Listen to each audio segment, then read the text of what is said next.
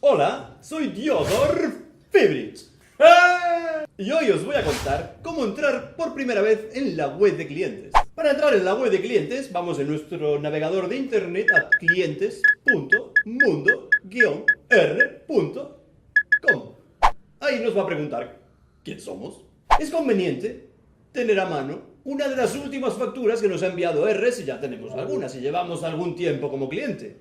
Y veréis pronto por qué. Nos va a preguntar quiénes somos. Tenemos que poner que somos el titular del contrato, el que firmó el papelajo. En el primer campo ponemos el DNI, nuestro documento nacional de identidad, o el permiso de residencia, o el de pasaporte, lo que tengamos. Como contraseña, por ser la primera vez, vamos a poner los 6 últimos dígitos de la cuenta corriente donde R pasa los recibos. En el siguiente paso, por seguridad, si R ya nos emitió alguna factura, nos va a hacer una pregunta rara.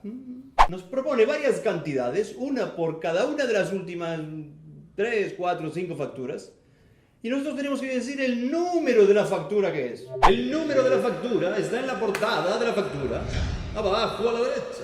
Y una vez que hemos puesto eso, y lo hemos puesto bien, ya solo nos pide unos cuantos datos de contacto del email que queremos usar en la web, el número de móvil que queremos que nos avise en la web para ciertos trámites, y ya está. ¡Fácil! Ya estamos dentro, ya podemos hacer 1000 cosas.